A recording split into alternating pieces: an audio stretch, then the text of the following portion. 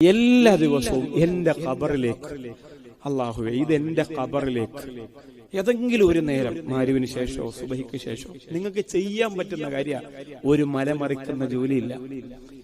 ഒരു നിബന്ധനയേ ഉള്ളൂ, വെപ്രാളപ്പെട്ട് ഓതരുത്.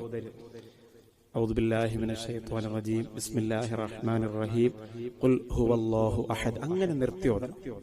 അല്ലാഹു ആ പരിപാടിക്ക് കബറിന്റെ അകത്തോട്ട് ചെല്ലണ്ട. അവിടെ ചെക്കിംഗ് ഒക്കെ ഉണ്ട്. ഇത് നിങ്ങളെ പോലെ ചിരിച്ചാണിക്കുമ്പോൾ കയറ്റി വിടൂല, അലിയരാക്കാരെ ഭാര്യ എന്നും പറഞ്ഞു. ആ പരിപാടി പറ്റൂല. സാവകാശം പറ്റുമെങ്കിൽ മാത്രം ഓതിയാൽ മതി, ഇല്ലെങ്കിൽ മെനക്കെടണ്ട. കാരണം എന്താ, അതിനുവേണ്ടി മെനക്കെട്ട് അതിന്റെ ശിക്ഷയും കൂടെ വാങ്ങണ്ട. വെറുതെ ഇരുന്നാൽ മതിയല്ല, അതിൽ കുറച്ച് അനുഭവിച്ചാൽ മതി. 10 സൂറത്തുൽ ഇഖ്ലാസ്.